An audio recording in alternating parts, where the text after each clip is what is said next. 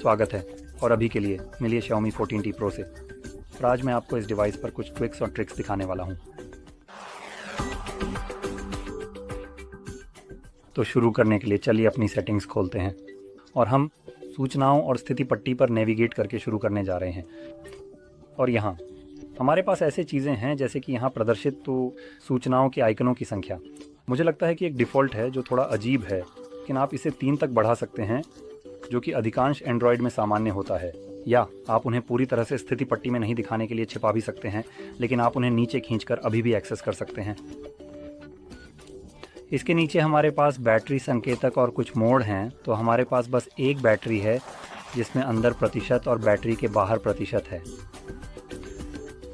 और वापस जा रहे हैं और हमारे पास यहाँ होम स्क्रीन है जो हमें होम स्क्रीन को कस्टमाइज़ करने की अनुमति देती है। और होम स्क्रीन के तहत हमारे पास क्लासिक मोड, ड्रॉअर मोड और लाइट मोड जैसी चीज़ें हैं। ये दोनों सेटअप प्रक्रिया के दौरान दिखाए जाते हैं डिफ़ॉल्ट रूप से। अगर आपने इसे नहीं बदला है तो आपके पास शायद क्लासिक मोड होगा। तो अगर आप एक सामान्य एंड्रॉयड अनुभव चाहते हैं तो आप शायद ड्रॉअर मोड चाहेंगे, जिसमें एप्लीकेशन बस नीचे से खींचकर खोले जाते हैं। पूरा ड्रॉअर जिसमें सभी एप्लीकेशन होते हैं। यदि आप बुजुर्ग हैं आप इस मोड में रुचि रख सकते हैं। लाइट मोड जो बस आइकनों को बड़ा बनाता है और स्क्रीन पर कम आइकन दिखाता है, लेकिन जाहिर है कि इसे थोड़ा अधिक सुलभ बनाता है। तो ये एक बात है। होम स्क्रीन पर वापस जाते हुए हमारे पास आउट भी है या होना चाहिए। अगर हम इसे नहीं पाते हैं तो इसे खोजने की कोशिश करें। ठीक है, यहाँ हम हैं। आप इसे होम स्क्रीन पर खाली जगह पर अपनी उंगली रखकर सेटिंग्स का चयन करके एक्सेस कर सकते हैं। और यहाँ हमारे पास होम स्क्रीन का लेआउट है और आप इसे अधिक एप्लीकेशन रखने के लिए बदल सकते हैं। ये लॉन्च करने की आवश्यकता नहीं है। चलो, आप होम स्क्रीन पर अनइंस्टॉल किए गए ऐप्स के पूरे सेल्स को भी लॉक कर सकते हैं, जैसे कि, लेकिन मुझे नहीं पता कि ये कैसे काम करेगा। मैं डन का चयन करने जा रहा हूँ। मेरे पास यहाँ विजेट्स जोड़ने का विकल्प है। मेरे पास नेटवर्क नहीं है, इसलिए ये किसी और कारण से उन्हें बिल्कुल नहीं दिखाएगा। चलो एंड्रॉयड विजेट्स को आजमाते हैं। आहा, यहाँ हम हैं। तो यहाँ हमारे पास बस डिफ़ॉल्ट एंड्रॉयड विजेट्स हैं जिन्हें आप जोड़ सकते हैं, जो मूल रूप से आपके डिवाइस के साथ पहले से आते हैं। तो अगर आप उनमें से कुछ का उपयोग करना चाहते हैं तो आप बस उन्हें डाल सकते हैं या नहीं, क्योंकि इससे यहाँ और भी समस्याएं हैं। क्योंकि मुझे लगता है कि यहाँ पर्याप्त जगह नहीं है किसी अजीब कारण से। किसी भी मामले में मैं बस यहीं रुकने जा रहा हूँ और हमारे होम स्क्रीन सेक्शन पर वापस जा रहा हूँ और नीचे स्क्रॉल कर रहा हूँ। हमारे पास यहाँ सिस्टम नेविगेशन भी है और हमारे पास बटन और इशारे हैं। किसी कारणवश ये सेटअप प्रक्रिया के दौरान नहीं दिख रहा है, इसलिए अगर आपको इशारे पसंद हैं तो आप इसे यहाँ पा सकते हैं। मैं इसे नहीं सीखने जा रहा हूँ क्योंकि मुझे पूरा यकीन है कि इस समय हर कोई पहले से ही जानता है कि उनका उपयोग कैसे करना है। और आप देख सकते हैं कि ये बस बटन हटा देता है और बार के लिए उन्हें रोक देता है। इसके अलावा मुझे लगता है कि हमें इसमें जाना चाहिए। हाँ, यहाँ हम हैं। तो एक फुल स्क्रीन इंडिकेटर छिपा है जो नीचे के बार है। आप इसे यहाँ देख सकते हैं। आप इसे भी हटा सकते हैं। ये बस पारदर्शी हो जाता है। ये वास्तव में कुछ नहीं बदलता। इससे ये और भी अच्छा साफ सुथरा दिखाई देता है। मुख्य सेटिंग्स पृष्ठ पर वापस जाकर नीचे स्क्रॉल करते हुए हमारे पास डिस्प्ले और ब्राइटनेस और यहाँ हमारे पास लाइट और डार्क मोड है। आप इनमें से कोई एक चुन सकते हैं, जो फिर से ये किसी कारणवश सेटअप प्रक्रिया के दौरान नहीं दिख रहे हैं। अगर सही याद है तो आप इन्हें यहीं बदल सकते हैं। इसके अलावा आपके पास डार्क मोड विकल्प भी हैं जो आपको सूर्यास्त से सूर्योदय या एक कस्टम टाइमर के आधार पर लाइट से डार्क मोड में स्विच करने की अनुमति देते हैं। और विशेष एप्लीकेशन को भी चुनें इससे प्रभावित। अब डिस्प्ले और ब्राइटनेस में थोड़ा और नीचे जाते हुए हमारे पास कलर स्कीम है और यहाँ हमें ये दिखता है कि डिस्प्ले कितना जीवंत और रंगीन है। डिफ़ॉल्ट रूप से ये ओरिजिनल कलर प्रो पर सेट है, लेकिन आपके पास विविड्स, सैचुरेटेड और एडवांस्ड सेटिंग्स भी हैं। आप जिस विकल्प को अधिक पसंद करते हैं उसे चेक कर सकते हैं। मैं ईमानदारी से ओरिजिनल को सबसे ज़्यादा पसंद करता हूँ, इसलिए मैं इसी के साथ रहूँगा, जो कि ईमानदारी से थोड़ा आश्चर्यजनक है क्योंकि ज़्यादातर समय डिफ़ॉल्ट विकल्प सबसे अधिक सैचुरेटेड और सबसे अवास्तविक होते हैं। यहाँ ऐसा लगता है कि Xiaomi सामान्य विकल्प को रख रहा है जो सबसे कम रंगीन और सबसे यथार्थवादी दिखता है, जो कि काफ़ी अच्छा है। अब थोड़ा और नीचे जाते हुए हमारे पास रिफ्रेश रेट है। इसे डिफ़ॉल्ट पर सेट किया गया है। आपके पास कस्टम विकल्प भी है अन्य उपकरणों के विपरीत। यहाँ थोड़ा अजीब है। तो डिफ़ॉल्ट रूप से ये 144 हर्ट्ज़ पर अधिकतम चलता है, लेकिन इसे नीचे गिरा देता है।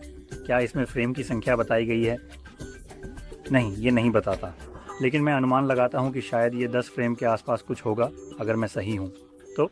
बैटरी लाइफ को बचाने के लिए जब कुछ नहीं हो रहा हो तब उन फ्रेम्स को काफ़ी कम करना चाहिए। अब दुर्भाग्यवश स्क्रीन पर कुछ हो रहा है, गेंद जैसे ऊपर जा रही है, तो हर बार गेंद बस ऐसे ही गुजरती है। डिस्प्ले 144 हर्ट्ज़ पर चलता है और जब कुछ भी नहीं चल रहा होता तो ये संभवतः 60 या 10 फ्रेम्स पर स्विच कर जाता है। मुझे यकीन नहीं है, जब कुछ भी नहीं चल रहा होता है तो इसे देखना थोड़ा मुश्किल होता है। आप वास्तव में रिफ्रेश रेट नहीं देख पाते, जाहिर है।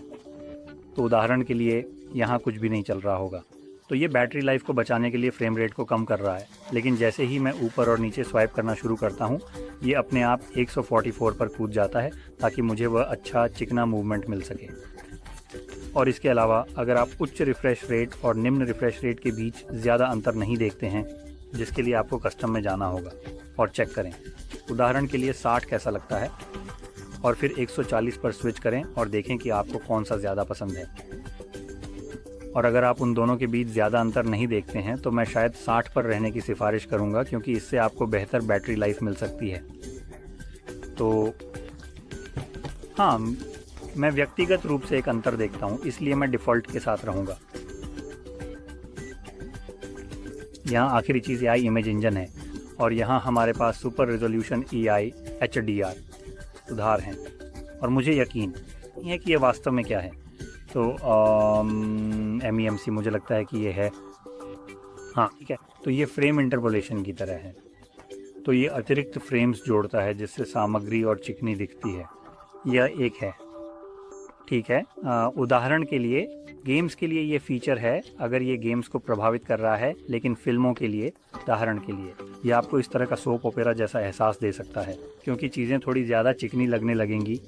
इसके अलावा जब भी इसका उपयोग किया जाता है, ये आपकी बैटरी लाइफ को भी कम कर देता है, क्योंकि यह वहाँ प्रोसेसर का उपयोग कर रहा है थोड़ा और, ताकि आपको वो अतिरिक्त फ्रेम मिल सकें। लेकिन जाहिर है कि यह कुछ दिलचस्प हो सकता है। आप इसे चेक करना चाहेंगे अगर आपको यह पसंद है। व्यक्तिगत रूप से मुझे अतिरिक्त फ्रेम्स पसंद हैं, क्योंकि चीज़ें सामान्यतः बस बेहतर दिखती हैं। यह विशेष रूप से फिल्मों के लिए सबसे अच्छा नहीं है, क्योंकि उन्हें उदाहरण के लिए 24 फ्रेम्स में डिज़ाइन किया गया था, और इसे अधिक फ्रेम देने से ये आमतौर पर बहुत बुरा दिखता है। और कुछ मामलों में इस पर थोड़ा और विस्तार से बताने के लिए, जब फिल्मों को उच्च फ्रेम दर पर चलाया जाता है तो आप उन चीज़ों को देखना शुरू करते हैं जो रिफ्रेश रेट छिपा रहा था। तो ये वास्तव में CGI जैसा दिखने लगता है, जो कि मार्वल फिल्मों में बहुत स्पष्ट है। उच्च रिफ्रेश रेट के साथ वे उतने अच्छे नहीं लगते, और आमतौर पर जिसमें भी कुछ ना कुछ CGI होता है वह थोड़ा और अधिक स्पष्ट हो जाता है। ये अपने डिज़ाइन किए गए फ्रेम रेट पर होने की तुलना में ये अधिक नकली लगता है, जो किसी तरह, मुझे नहीं पता कैसे, लेकिन ये आपके दिमाग को ऐसा धोखा देता है कि यह इसे वास्तविकता से कहीं अधिक वास्तविक दिखाता है। मैं बस ये बताना चाहता था, अगर आप इस विकल्प का उपयोग करने की योजना बना रहे हैं अब, जैसे AI HDR जैसी चीज़ों के लिए, जाहिर है कि इसका उपयोग करते समय आपकी बैटरी खपत बढ़ जाएगी, लेकिन इसका हमेशा उपयोग नहीं किया जा रहा है। ये बस तब उपयोग किया जाएगा जब ये किसी वीडियो को फेक HDR में बदलने की कोशिश कर रहा हो। नकली, क्योंकि ये बस एक सामग्री पर HDR लगाने की कोशिश करेगा, जो इसका समर्थन नहीं करती, क्योंकि ये कभी भी उच्च गतिशील रेंज में नहीं थी। फिर से ये प्रोसेसर का उपयोग करने जा रहा है ताकि कंट्रास्ट रेशियो और ऐसी चीज़ों को बढ़ाकर इमेज को थोड़ा और दिलचस्प बनाया जा सके। और अब सुपर रेजोल्यूशन की ओर बढ़ते हैं। यह एक और दिलचस्प विकल्प है जो एक इमेज की रेजोल्यूशन को बढ़ाने की कोशिश करता है, जिसमें और अधिक पिक्सल जोड़े जाते हैं, और ये पता लगाने की कोशिश कर रहा है कि उनके बीच का पिक्सल होगा। तो जैसे मैंने कहा, अगर आपके पास उदाहरण के लिए बैकग्राउंड में कोई पेड़ है तो एकल शाखा बस 1 पिक्सल की लाइन हो सकती है। AI के साथ यह इसे कुछ ऐसा बनाने की कोशिश कर सकता है जैसे 2 चौड़े पिक्सल या अधिक, ताकि यह अधिक जटिल और अधिक विस्तृत दिखे। फिर से यह आपके फ्लोरेंस बैटरी का अधिक उपयोग करेगा, और यह सफल या असफल हो सकता है।